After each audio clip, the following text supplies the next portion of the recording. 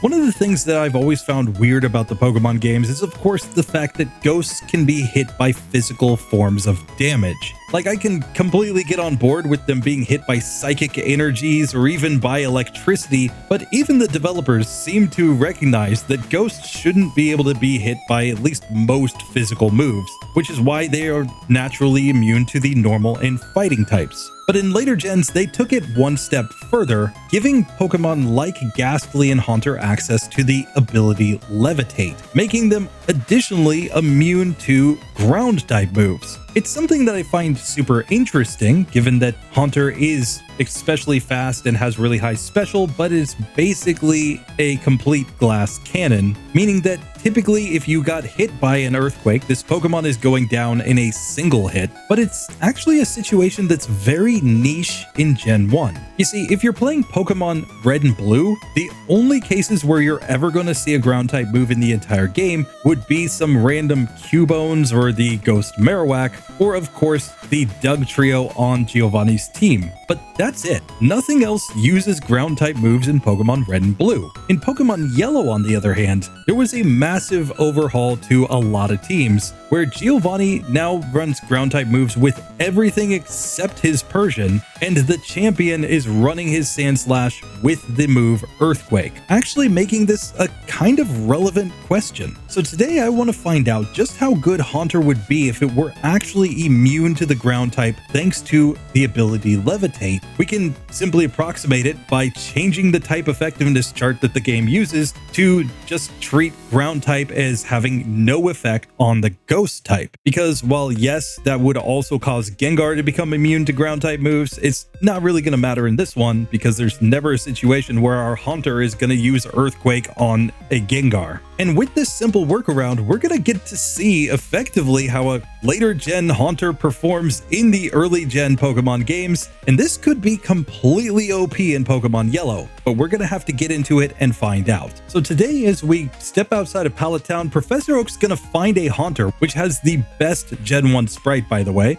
Fight me about that in the comments, but he's going to find that this Haunter is actually wandered over here from Generation 3 apparently, because it has a very special ability to avoid damage from ground types. And honestly, even just amongst Gen 1 Pokemon, I think there are like 20 or 30 Pokemon that should effectively have Levitate and be immune to the ground type. Just my personal opinion. But like, even a Beedrill makes sense to me to not actually be affected by ground type moves. But tell me what you think down below. We may come back and do something like that in the future. But today we have the legendary Floater that is Ghost Poison, but will not have to worry about the ground type for the entire run. We are running this one on 0 DVs. We're going to try to do minimum battles with this Pokemon, and let's just see how this actually works out, especially how the AI tries to adjust to us having that type immunity. So first up, we've got to take on the rival. He has a Eevee, which is just a normal type and only knows normal type moves. So this is always going to be a 100% guaranteed win for a Haunter or really any ghost type. You're going to get through there every single time. And now we get to move on in the game. And this is where I should note that back in 2023, my Halloween video was doing a standard Haunter, but doing it on 0 DVs and with no TMs, where we beat the game on minimum battles with that Pokemon. But in the end, it took quite a few resets just due to the fact that I was trying to beat the game without any TM moves. That meant that I could only rely on things like Hypnosis and Dream Eater in the late game. When I came back and optimized that one a little bit on my scoring system, I actually ended up using Thunderbolt and Psychic as 2 TMs, but otherwise nothing else. There was no need to take optional battles with this Pokemon, and I ended up beating the game with 42 resets in that one. Of course, some of those resets came on Giovanni and the champion, specifically because they had Pokemon that could one-shot me with Earthquake. Funny enough, even Bruno in this version is running Dig and Earthquake with his Onix, allowing him to actually have a way to threaten a ghost Pokemon if you don't get him to sleep. So I expect this slight tweak to the game to make a massive impact here in Pokemon Yellow. As I mentioned previously though, in Pokemon Red and Blue, this would effectively have no effect on the entire run because there's almost nothing using ground type moves in Pokemon Red and Blue, which is honestly one of the biggest reasons why Pokemon Yellow is a much harder game, especially in the late game, than the originals. Still, we're not going to have any solution for our weakness to the Psychic type, which is our other major threat as we go through the run, so we're just going to have to see how it works out. But we're running 0 DVs, and we will be running on minimum battles. But for now, it's time to get into the Brock fight, and this one should be super easy. He can only affect us with Bide, so I think we're going to get a very easy win.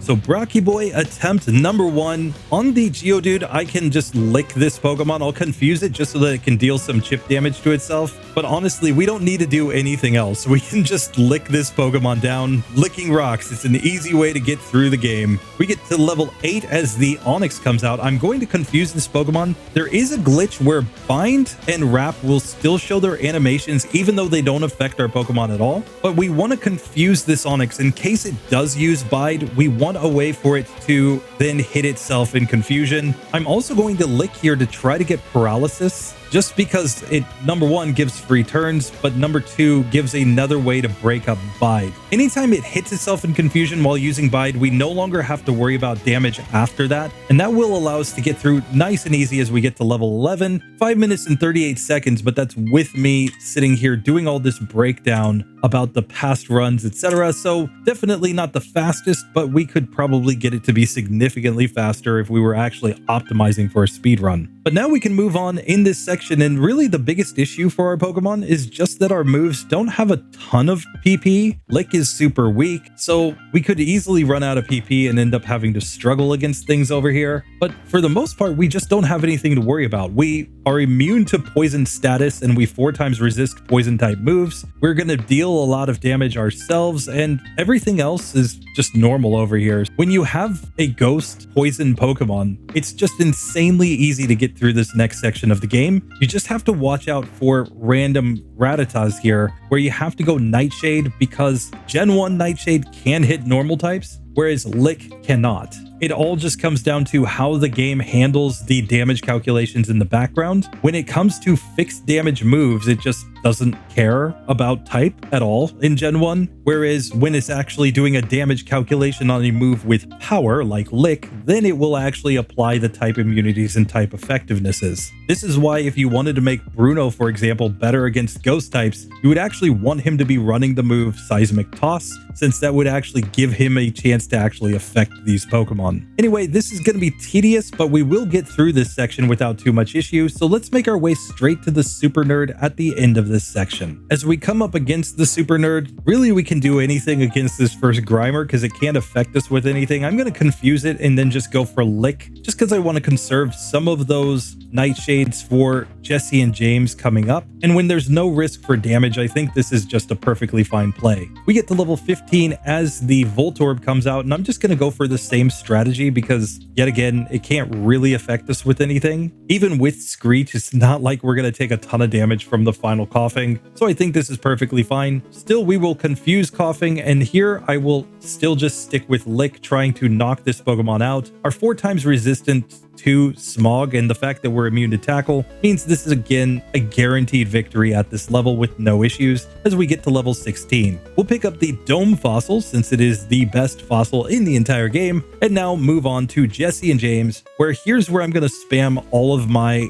Nightshade to just do as much damage as possible. It's going to be a 3-hitter on the Ekans. On the Meowth, this is the only move that can affect it. Yet again, it's going to be a 3-hit KO, but we'll get through just fine. And finally, on the Coughing, we've got enough PP left over, so we'll just go for this move. And Smog obviously just can't do enough to take us down, so we win on the first attempt. Jesse and James, no issue whatsoever. But now as we come to Cerulean City, there's only one obvious routing solution here. We do not want to go to Misty yet, because Misty's Smart AI will cause her to only use water type moves against a ghost Pokemon. So we have to go and fight it against rival number 2 to have a good chance to actually progress, because Bubble Beam will still do massive damage to us here. So let's get into this rival 2 fight. He leads off with the Spearow. We have to go Nightshade on this one. It's going to be a 3-hit KO, but once we get through this Pokemon, nothing else on his team can actually damage a ghost Pokemon. So on the Sandshrew, we do get Sand attacked, which is bad, and we actually want to lick this Pokemon if we can, because of the fact that we need Nightshade to hit on the remaining 2 Pokemon.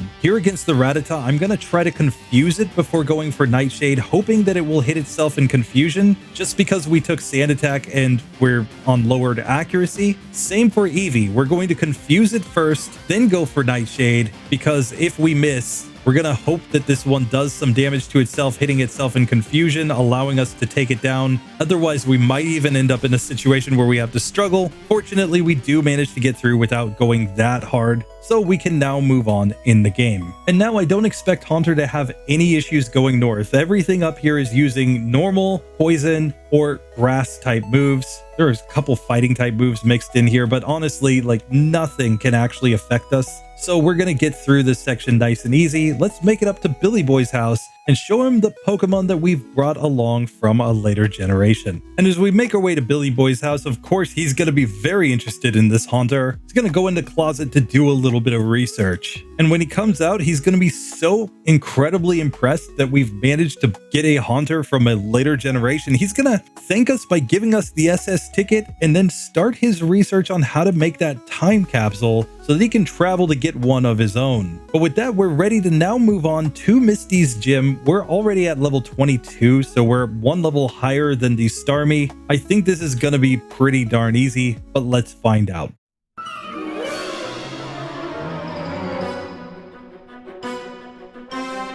So Misty attempt number 1 on her first Pokemon. I'm just going to confuse Ray the Staryu. And now I'd love to lick her Starfish, but I think we have to go for the Nightshade here. It's going to be the superior play to knock that Pokemon out. Starmie comes out next. It goes Water Gun and does pretty decent damage. We definitely want to confuse this one because that Bubble Beam does massive damage when it hits. And we would need it to hit itself one more time to actually get through. Unfortunately, we lose the first attempt. Let's try this one again. We're going to need some better confusion luck, I think. But once we get it, or like an X defend, this should be perfectly fine. It should just be a 2-hit KO on the Staryu. And on Starmie, we get there with much better health. She X defends this time, which yet again is good for us. It gives us more chances to actually hit her. But then she just goes Bubble Beam every turn without ever hitting herself in confusion, and we lose. She has a 50-50 chance of hitting herself in confusion every turn that she's still under the status. So that was quite frankly just really bad luck. This time we're even going to get to the Starmie on full health on the 3rd attempt. Once again, we'll confuse it,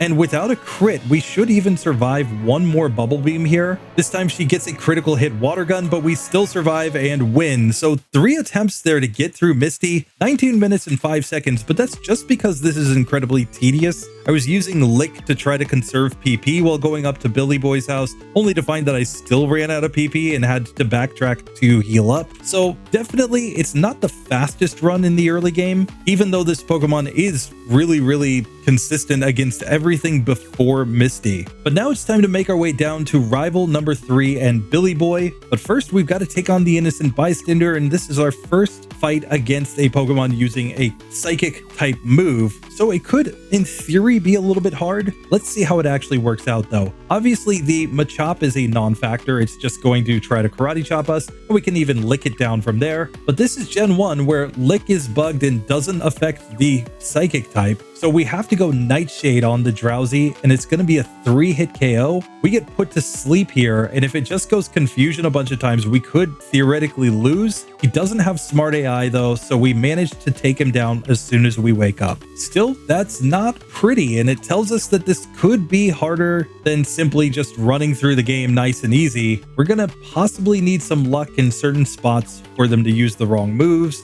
or later on to get Hypnosis luck in order to make fights actually work. For now though, we can make our way down to rival 3 without too much difficulty in this next section, so let's get straight to that fight. He's going to lead off with the Spearow, and he now has Smart AI, so he's only going to go Peck against us, Still, this is going to be an easy 2-hit KO. Rattata comes out next and can do nothing, so just 2 Nightshades to take that one down. Sandshrew also can't damage us with anything. It can just go Sand Attack, which would be terrible, but we take it down in 2 hits. And finally, Eevee comes out. It Sand Attacks right away. I'm going to confuse it just to get a better range, and then we knock it out with 1 more hit, but it would have been a 3-hitter with Nightshade, and I only had 4 PP left, so I feel like going for the Confuse Ray strat was the best way to avoid losing a bunch of time there. And now we can move on in the game. We're going to go take on Lieutenant Surge. He has 3 of his moves that won't really affect us. Only Thunderbolt will, and then we have pretty decent specials, so I think we're going to be able to get through just fine. But let's see if it actually works out as I'm thinking it will, or does he like get a critical hit or something that just one-shots us? Of course, we wish that our ghost Pokemon could just allow us to like disapparate through this door without having to dig through all of the trash man's garbage. But we do finally get the door to open, and it's time to go ahead and try to get the victory.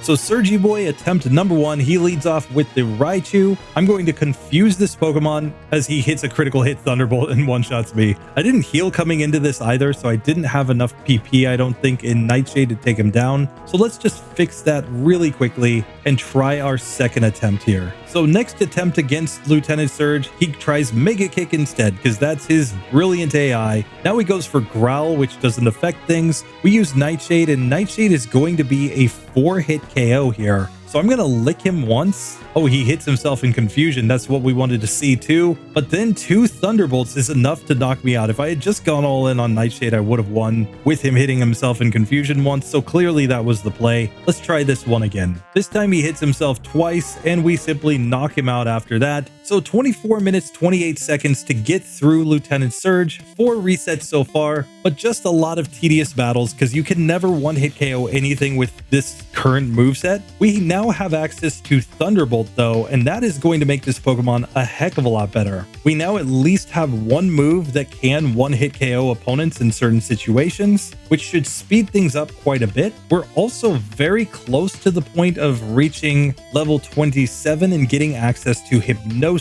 So because of that, I'm going to route a little bit differently than usual. I'm going to go ahead and go back to Viridian City and get access to the move Dream Eater. I won't throw it on immediately because we don't have Hypnosis yet, but we should get Hypnosis pretty quickly. And then this will be another move that will allow us to not only KO opponents pretty easily, but heal up in battle. Otherwise, we could wait to level up to get the move, but I think it's better to just get the TM right now. With that done though, we can go back to Cerulean City and it's time to move on in the game. Now we do have to take down the Wrapping Blast. Fortunately, all of our Pokemon will be 2-hit KOs at this point with Nightshade. It's not like Thunderbolt's going to do anything more than that since they're resistant to the move, so this seems to be the best strategy at this point. And just like that, we make our way to the Rock Tunnel, and this is going to be the first time we see Levitate actually have an effect. Let's see how this goes. This first Pokemaniac leads off with a Cubone that would normally just spam the move Bone Club here, which would be super effective. Obviously, it can't be affected by Thunderbolt. However, in this one, all of its moves are going to be completely useless against us. We can just confuse this Pokemon. We can lick this Cubone.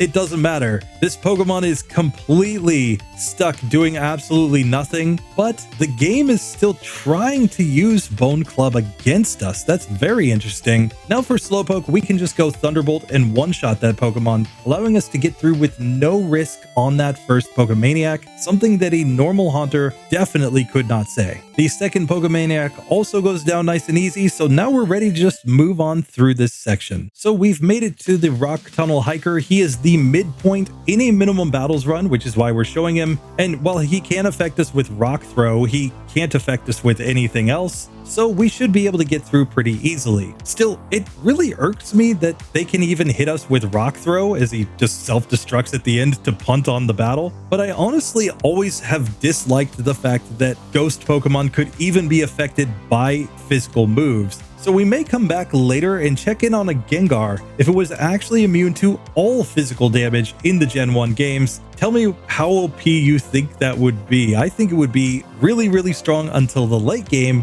where it would suddenly just cause our opponents to use their really strong special moves anyway. That's just my opinion, but I'd be interested to hear yours, so tell me in the comments down below. Anyway, we have successfully made it through this entire section with no issues, and we're ready to move on towards Celadon and, of course, Erica, where I think either Psychic or Dream Eater is the play there to allow us to get through pretty easily. I could see the argument for both moves, but in my previous somewhat optimized run of this Pokemon, Psychic was the play because you could use it even without putting your opponents to sleep, which is obviously a big advantage. So I'm going to just follow that same strategy here. We may end up carrying both Psychic and Dream Eater on the moveset. I'm honestly not sure at this point, but that actually could be an effective strategy in the late game. Dream Eater to give us the chance to heal, Psychic just to be able to deal damage and knock things out quickly. I think both moves actually have merits with this Pokemon, but we'll just have to see how it actually goes. But now with all that said, I'm going to make my way straight to Erica because I expect her to actually be incredibly easy here. I had a previous run, a baton pass challenge, where I had to use a different Pokemon for each gym leader and I had to get rid of my team every time. And the solution for Erica was absolutely just to get your hands on a Haunter. As long as you had a Ghastly or Haunter that knew the move Hypnosis, this was an incredibly easy fight because we resist all of her moves. But let's see how this actually works out in this one.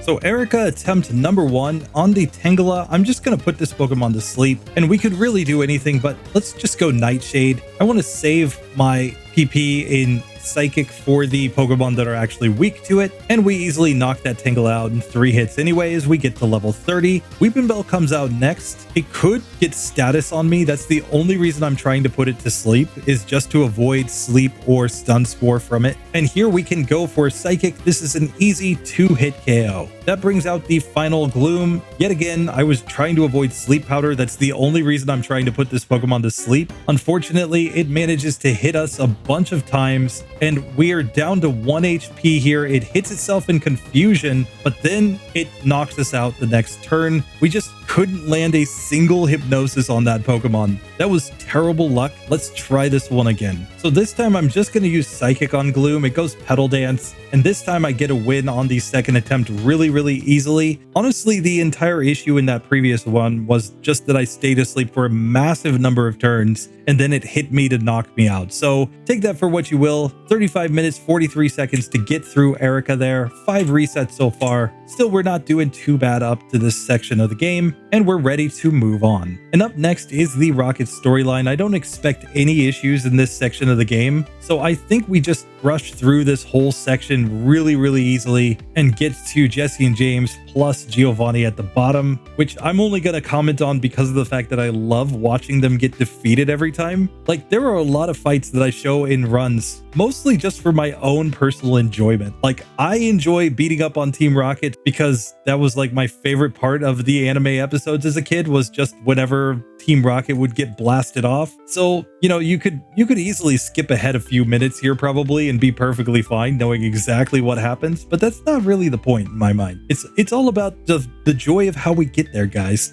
So let's just enjoy beating up Team Rocket here, knowing that this will be an insanely easy fight. We go Psychic, of course, on the Coughing. We will now go for Thunderbolt on Meowth, back to Psychic on the Ekans, and of course, they're just a bunch of 1-hit KOs as we get to level 32. And now it's time for Giovanni, the guy who likes to call himself the greatest trader in the world. Let's see how he does. He leads off with Onyx, of course. We just go Psychic and 1-shot. Now the Rhyhorn, Psychic, another 1-shot, and now the Persian. We go Thunderbolt, and it's not a 1-shot. It's going to be a 2-hit KO, but still, he just never stood a chance because he can't affect us there. You know, but, J-Rose 11, he'd be so angry that he didn't get to number 3 on his Count Von Count impression. But with that done, it is now time to make our way to Lavender. Let's go up and fight against our rival and see Ghosty Mama in this one and see how it goes. Rival 4 is up first, of course. We're going to lead off with a Thunderbolt on the Spearow. That's a nice, easy KO right there.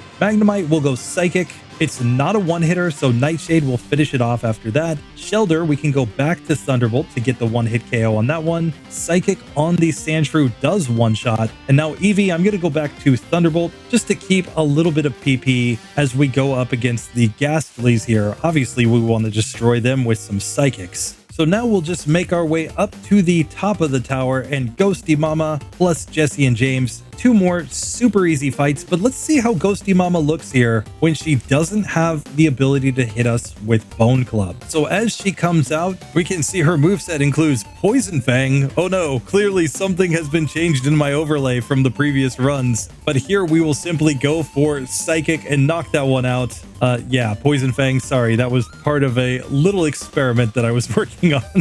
Not sure why it was on the Marowak, but we did manage to get through nice and easy, and we can get to Jesse and James at the top. Here, they're going to lead off with Meowth, where we can just go for a Thunderbolt, I think, and one-shot that Pokemon. Very nice. Psychic on the Arbok is another one-hitter, and Wheezing, Psychic, easy one-hit KO. So we get to level 35 right here, and we can see just how completely OP Haunter is in this section of the game. We're basically not using the fact that we're immune to ground type up to this point. Everything is just kind of your bog standard Haunter, except for that one trainer inside of the rock tunnel. That's it. Everywhere else, it's just been Haunter is this OP in Gen 1. But now it's time to get our first look at the rival when he's actually using a bunch of Pokemon that can actually affect a ghost type. So I'm going to go straight to rival 5 here. I just want to see how we actually do in this battle, because if we go down to Koga's gym, obviously we're going to have a bunch of Pokemon using psychic type moves against us. I'm not sure how we'll actually do. Whereas here against the rival, he only has the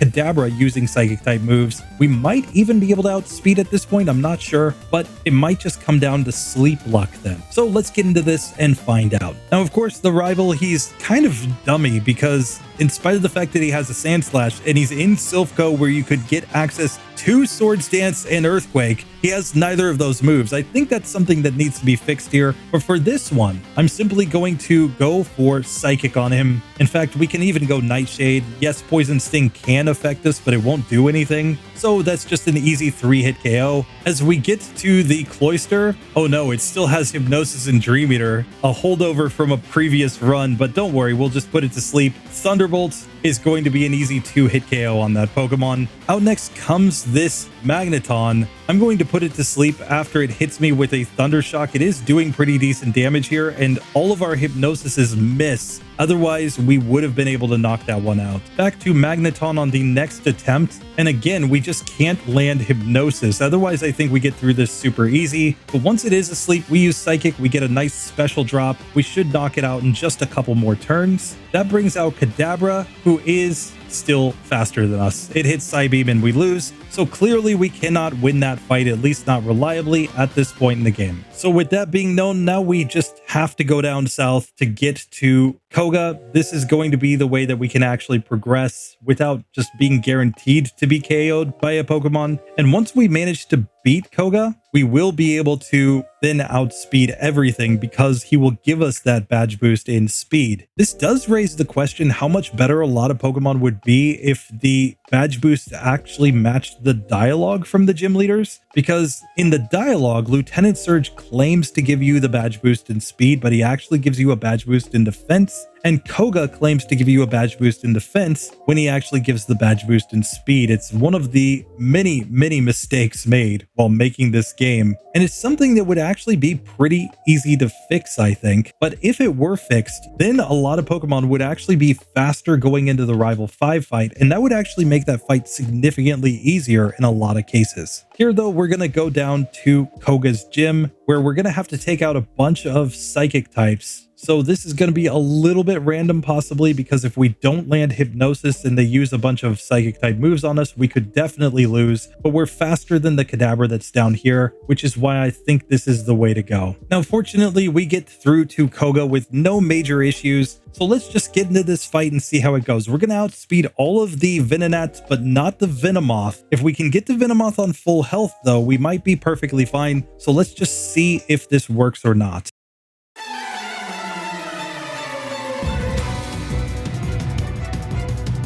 So So Koga attempt number 1. Let's just see what happens if we go all in on attack. Just use Psychic on this Venonat. We get a one-hitter on the first one. The second Venonat does not get one-hit KO'd though, so we're going to have to knock it out with another hit. And the third Venonat is at a higher level, so I think we have to go Hypnosis into Psychic here. We get a critical hit to one-shot that time. Now the Venomoth though, it uses Psychic and just one-hit KOs me, but honestly we can get through this if he uses an X attack there, which I think is like a 1 in 8 chance. So let's just test this out a little bit more. And it turns out that it looks like it's at least a range on that first Venonat anyway, so we are going to be better off putting everything to sleep here. Or alternatively, we could learn Dream Eater since it is stronger, but we'd still have to sleep everything at that point, so it doesn't really make that much of a difference. And this is the true issue for the Gen 1 Ghost types, is just that they're weak to Psychic and they don't have any really strong same type moves. They're just stuck using other type moves in order to try to get through. And the second you miss even a single Hypnosis, suddenly you're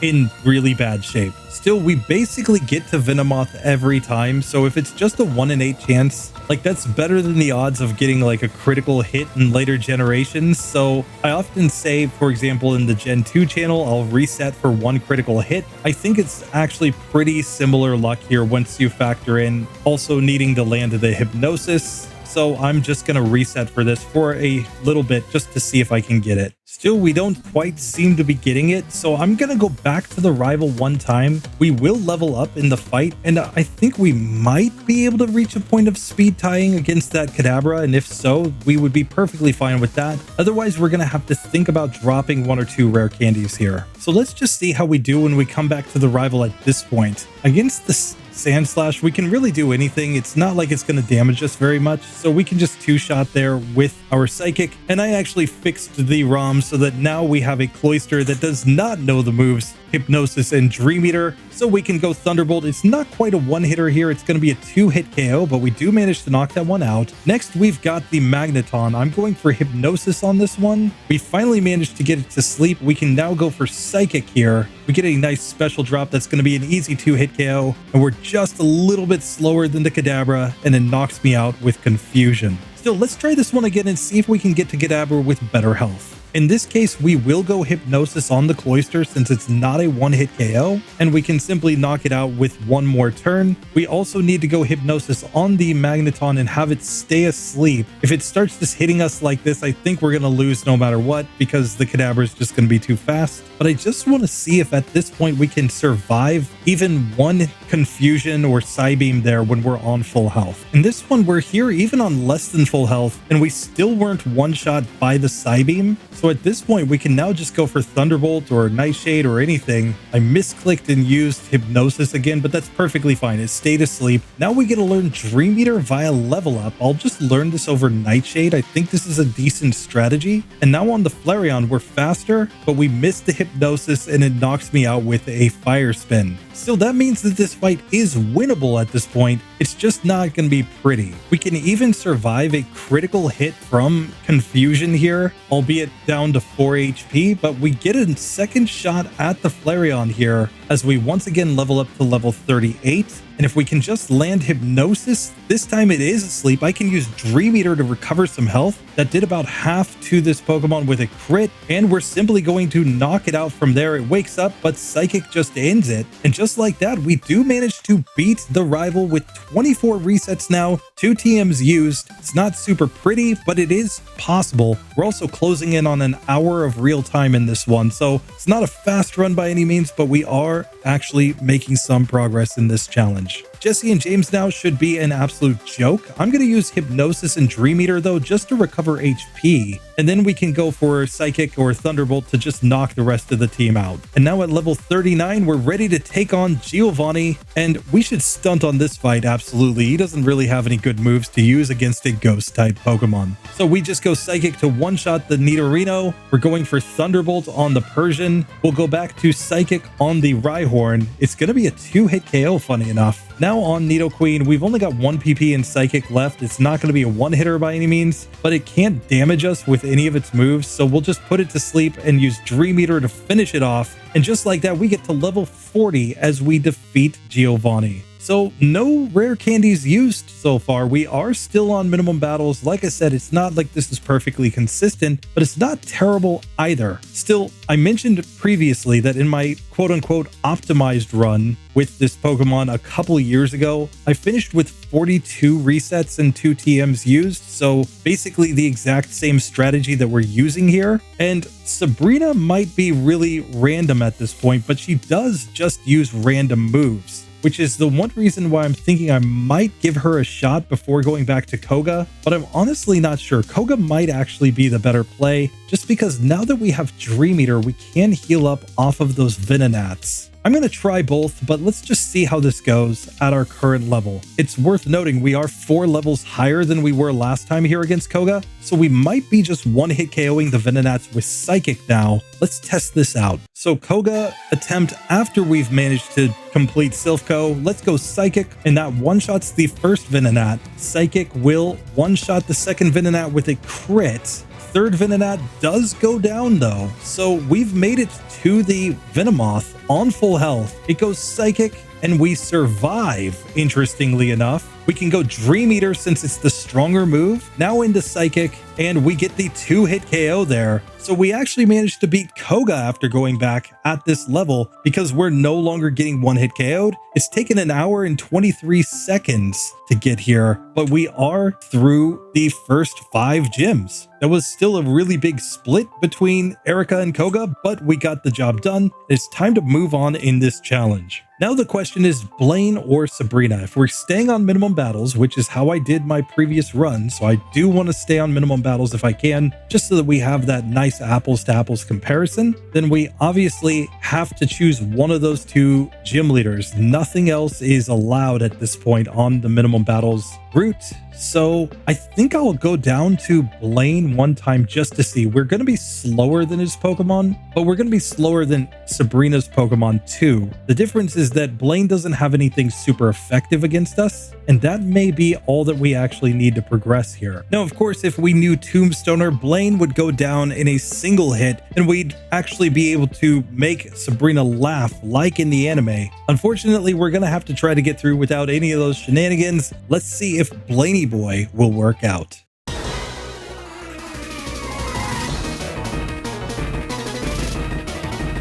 So Blaine attempt number 1, he leads off with the Ninetales. We're going to go for Hypnosis here as he does land a Flamethrower on me. Let's see what Dream Eater does. With a critical hit, it did about 40%, but really I'm using this because I want to heal up some damage on this one. He stays asleep and we manage to knock that Pokemon out. Rapidash only has one move that can affect us, and that's Fire Spin. Everything else is basically useless here. So he'll just attack randomly. He's going for like Stomp and Takedown.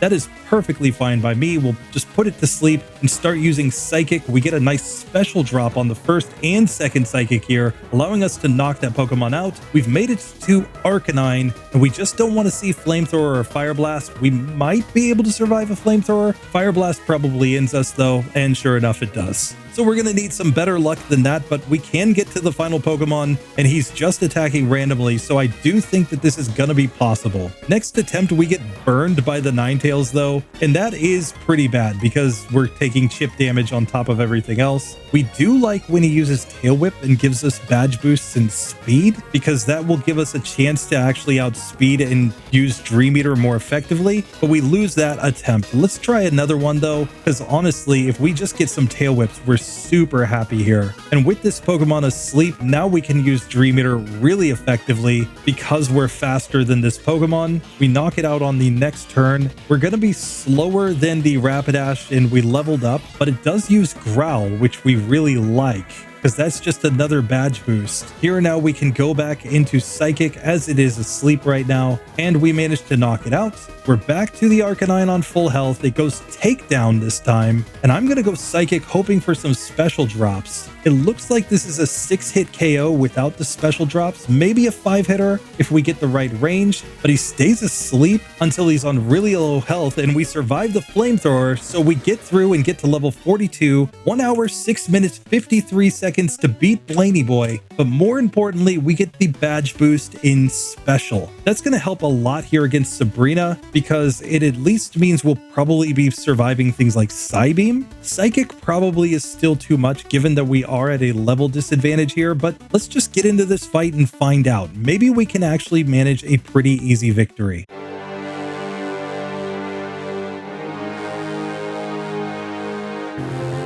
So Sabrina attempt number 1, we are just faster than this Abra. So we can put it to sleep, and now we're going Thunderbolt, of course, because we want to use a neutral move. We get a Gen 1 miss with Thunderbolt, are you kidding me? Still, we managed to knock that Pokemon out, allowing us to get to Kadabra with no accuracy drops, but a critical hit Psychic just one-shots me. So we're going to need better luck than that. Sabrina does use random AI in Pokemon Yellow, though. That's why I think this fight is possible. It's just not going to be super consistent. This time we get flashed by Sabrina, and as happy as we are to get that flash, it also does mean that our accuracy is going down. However, we are in a speed tie with the Kadabra, and we managed to put it to sleep. A critical hit Thunderbolt does nearly half, and then it uses Psywave, which isn't a big deal, so we take that Pokemon down. Now, Alakazam goes Reflect, which is obviously bad strategy, but it does know the move Recover. So we're going to need to knock it out and ideally keep it asleep. Psywave did nothing though. It got a super low roll. We're continuing to use Thunderbolt, and we managed to take her out on the second attempt. So only one reset there on Sabrina. 1 hour, 8 minutes, 59 seconds to get through. We're up to 27 resets. We have to get through the rest of the game with 15 or fewer to match my previous run. But now we're actually at a point where I think this is going to make a massive difference, having our immunity to the ground type thanks to Levitate, or really just making it so that we're immune to ground type in this ROM hack here. So we're going to have to see how this goes. Giovanni obviously has smart AI. He also uses guard specs, which is why you can beat him even when he is using super effective ground type moves. But he's going to be at least more consistent with this setup. The question is simply how it's going to affect the rest of his team though, because he does have moves like Rock Slide, like Thunder, etc. on his team as well. But it should make at least the first 2 Pokemon free, and that might be all that we need. Let's get into the Giovanni fight and find out.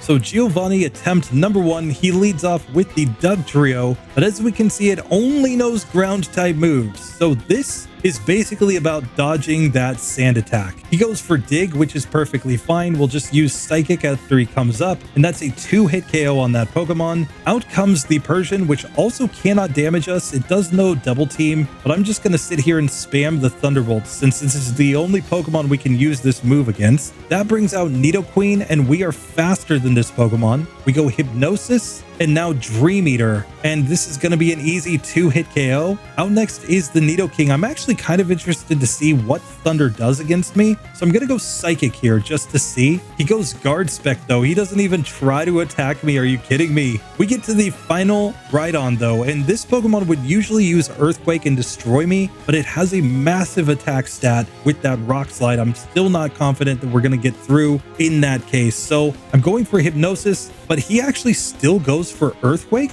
Apparently, he still thinks that that move is effective against me. So we can put him to sleep. We can now go into Dream Eater and then Psychic, and we just destroy him on the first attempt. Are you kidding me? Giovanni gets completely owned here. Apparently, his smart AI is still trying to use ground type moves on me because I'm a poison type, even though the ghost type has been made immune. In case you didn't know, the way that the AI works in Gen 1 is not like other generations. It doesn't calculate damage or something like that to choose moves. Instead, what it does is it just has a lookup table. And as soon as it finds any interaction between the type of the move and one of the types of the target, it just picks that up and it moves on. So he just punts. That basically just breaks the entire game if you gave this Pokemon Levitate, because Gen 1 AI is not smart enough to actually calculate that there's no damage there. It doesn't understand that. It only understands type matchups, and even then only in a very rudimentary way. So Giovanni becomes free. Just free. Are you kidding me? Oh, 27 resets to this point to get through and only 2 TMs. It's an hour, 11 minutes, and 43 seconds to defeat all 8 gyms. And now we're ready to move on to the Rival 6 fight, the League, and the Champion. Our next chance to see some ground type moves will be Bruno. But before that, we're going to have to find a way through the Rival and Lorelei. Rival 6 here especially could be a little tough since he has that Kadabra. I think it's still faster than us. So let's just see how this goes. He leads off with the Sand Slash, of course, which really can't do anything to us. I'm just going to go Hypnosis into Dream Eater here and get a nice, easy 2-hit KO. Execute comes out next. It goes Leech Seed, which is kind of bad. But with it asleep, I can now go for Dream Eater on this Pokemon as well, just recovering HP. It's not like Execute has great special, so we get through that just fine. Cloyster comes out next. Let's see what Thunderbolt does. It just barely misses the 1-hit KO. Combine that with Clamp and Leech Seed, that was pretty bad. We have to land Hypnosis on Magneton and go back into Dream Eater just to survive here. It looks like normally this would be a 2-hit KO without the Leech Seed, but now we're to Kadabra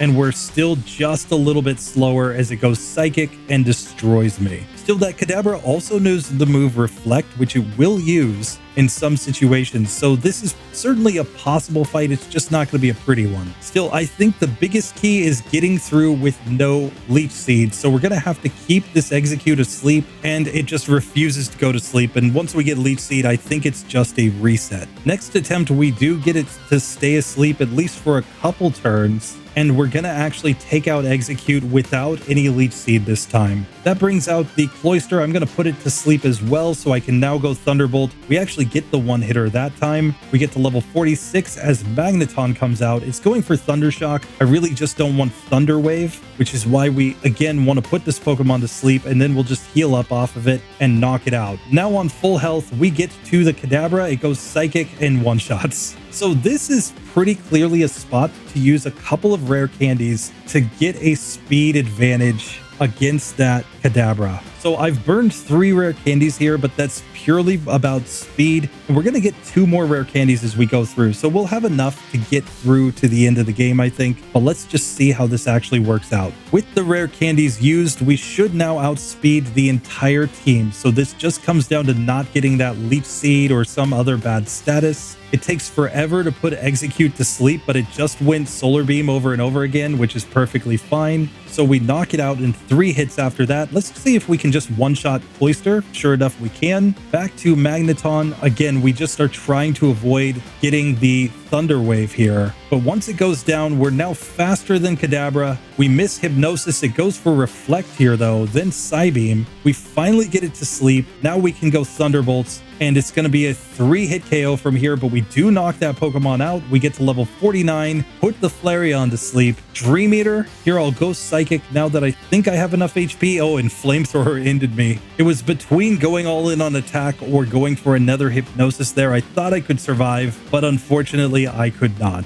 A couple attempts later, we are back to Kadabra though. We're just missing Hypnosis over and over again. Once we get it though, we're going to knock this Pokemon out, and we're getting to the final Flareon on full health. Still, I'm going for sleep here because we've already seen Flamethrower do a lot, and it's not like this Pokemon's going to be an easy range. We survive 1 Flamethrower, and now we're locked in Fire Spin, but we do get it to sleep after that. Dream Eater to heal up, and a couple more hits should end this one. Sure enough, they do. So it ends up taking quite a few resets there. We're up to 33 resets to get through that rival. So we can only take 9 on the League and the Champion, which is a little bit bad. Like, it's a big deal that we're not able to deal as consistent damage against those Psychic types, for example. It's one situation where keeping Nightshade might have been useful. You know, if you're playing competitively with this Pokemon, you would probably put on Explosion and use that to take out things like Alakazam, but that's obviously not a choice that we have available in a solo challenge. And it's not like this Pokemon has great physical attacking stats anyway. If this were Gen 2 and we had access to Shadow Ball, now that would be probably a very different story, since it would be super effective and same type. We may have to go ahead and just test this in the 2nd generation games, though there aren't a whole lot of ground type moves in Gen 2. Still, I'm going to go to the power plant just to get access to 1 more rare candy here, and we'll see if this turns out to be enough or not to easily defeat the league. We're probably going to need to drop rare candies somewhere before Agatha, if I have to guess, just because Agatha is going to be really random, and we're probably going to want more speed. But if we can put them off until Lance, that would actually be the most ideal situation, just because then we may be able to get a higher level when we get the champion. So it's always a balance with these rare candies, deciding where exactly to use them. Sometimes you're making an earlier fight more consistent, but sometimes it's just about YOLOing with a luck-based strat so that you can put them off till later so that you get better ranges on the very toughest opponents. So I'm not sure which is actually correct in this case. We're just going to have to test this out and find out. But for now, we're ready to get into the Lorelei fight. Let's see how it goes.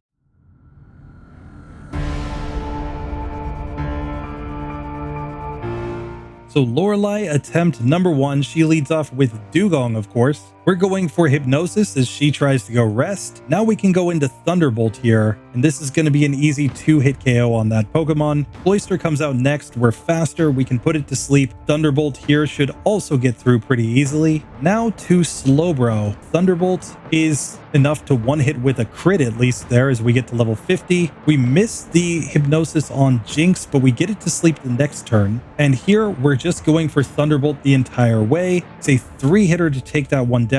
Finally, we have Lapras, and Lapras's smart AI is going to cause it to only use Confuse Ray over and over again. So, of course, we don't want to hit ourselves in confusion. We will do decent damage in that case. And I'm just going for sleep so that I can use Dream Eater here to recover HP, because we can see how low I've gotten from hitting myself over and over again. Basically, Lapras uses Big Brother strats. Like, that's its entire idea for how to defeat ghosts. But once we get it down a little bit, I think we can go for Thunderbolt, and sure enough, we knock her out on the first attempt with no need to use additional rare candies. Now we get to Bruno. This guy should just be a joke, so let's just stunt on him and get easily to Agatha.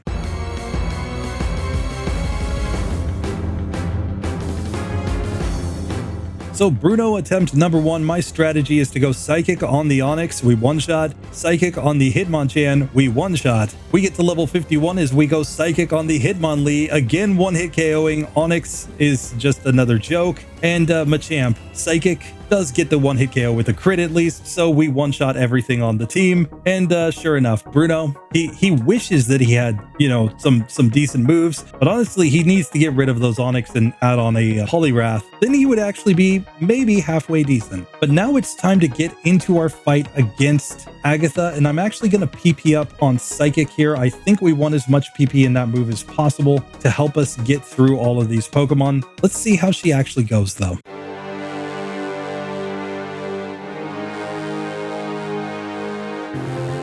So Agatha, attempt number 1, I think our strategy is to go all in on attack on the first Gengar. We just want to knock this one out as quick as possible. It does go Substitute and Confuse Ray on us. We managed to break its Substitute, fortunately, and then knock it out after that. We're going to be faster than Golbat. So here I'm going to actually use Hypnosis, same on the enemy Haunter, and now I'm going to go into Dream Eater to recover HP. Now at full HP, we can do anything, but I'll just use Thunderbolt to knock that Haunter out. Thunderbolt is going to 2-hit KO the Golbat as well. Arbok, I'm going Psychic, hoping it one-shots. It does not. We get a 2-hit KO, but she goes for the Super Potion. So we knock that one out and get to the final Gengar on full health. It goes Confuse Ray, but we land the Sleep here, and I'm on full health, so I'm going for Psychic instead. I don't want to risk it waking up. It does wake up here. She Super Potions, but we knock her out after that. Agatha goes down on the first attempt with no issues. We're still on 33 resets, so we can take up to 9 on these last 2 battles. And the biggest issue here going into the Lance fight is just that we're going to be slower than the Aerodactyl. Everything else we will outspeed, but I think we're going to be hoping for Aerodactyl to use Wing Attack here for us to survive, and then hopefully it goes to sleep and we can knock it out from there. Let's see how this actually works out though.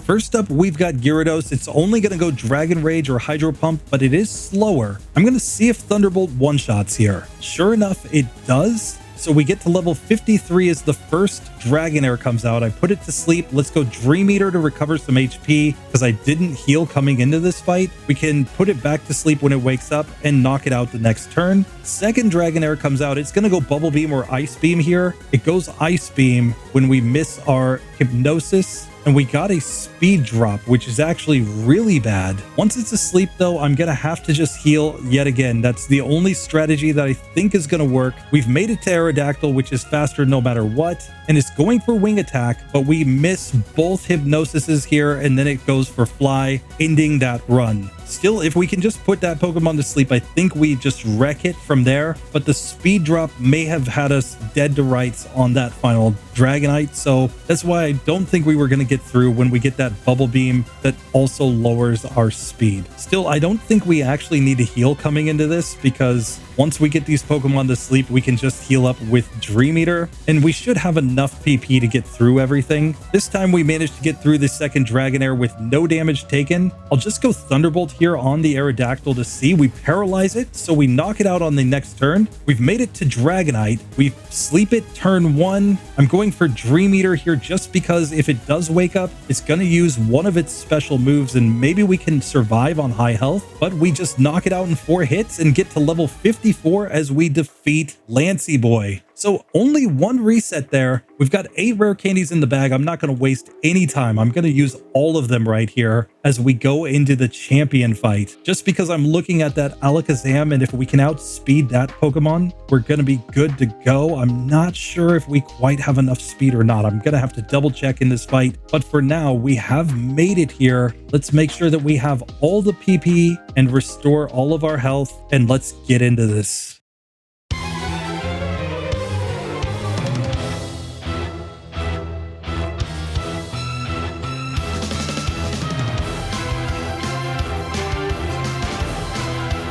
And here against the champion is where I expect this change that we've made to have the biggest impact. Typically, a Sand Slash is going to only use the move Earthquake here on a poison type Pokemon. And because our Haunter is not going to one-hit KO with anything here, like even if we throw on Mega Drain, we're not going to one-hit KO this Pokemon. The only way to progress typically is to land Hypnosis and keep it asleep enough turns to knock this one out. But here, I think we can just go Psychic the whole way. He goes for Earthquake, but it doesn't affect us, and we knock him out in 2 turns. Now we get to the Alakazam, but we're 1 point in speed slower than this Pokemon. It goes Psychic, dealing massive damage. We do survive, and because of the special drop, we were actually outspeeding there, but we couldn't land Hypnosis and we lose. That's the real challenge. We have to get through that Alakazam. So here, I'm just going to stick with Psychic 2 times on the Sand Slash to knock it out. Back to the Alakazam as it goes Psychic again.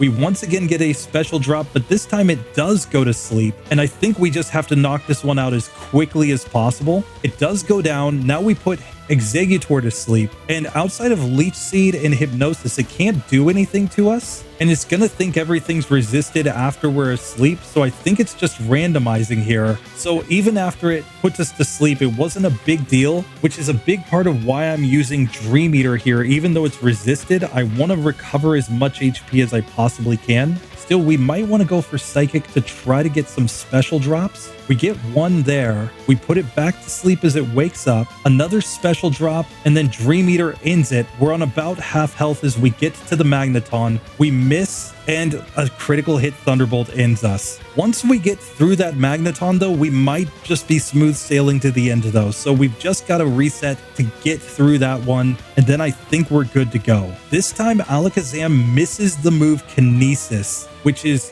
huge. That means no special drops here. We're going to do more damage than last time. Exeggutor, I still think we need to put it to sleep, but now we can just go Psychic, hoping for special drops on it to boost our damage output. And we're just trying to trade Hypnosises here. That's the only move he'll use any turn that we're awake. We finally managed to get this one back to sleep, only for it to wake up immediately. We're just getting kind of bad luck here. Still, once it's asleep, we can sit here and just whittle this one down. Back to the Magneton, this time on full health. It goes to sleep immediately. Dream Eater is stronger than Psychic, which is why I'm going for it. We are faster, so we get a 3-hit KO on this Pokemon. Cloyster comes out. We're going Thunderbolt. We just missed the 1-hit KO range here. It goes Ice Beam, but we survive and knock it out. That brings us to the final Flareon. And look at its moveset. It knows Fire Spin, Reflect, Quick Attack, and Flamethrower. But anytime you see a Solar Runner get here with any fighting or poison type Pokemon, they have won, because it's only going to use the move Reflect over and over and over again. And because of that, we have officially secured victory as the rival champion goes down. 1 hour, 32 minutes, 48 seconds to get through.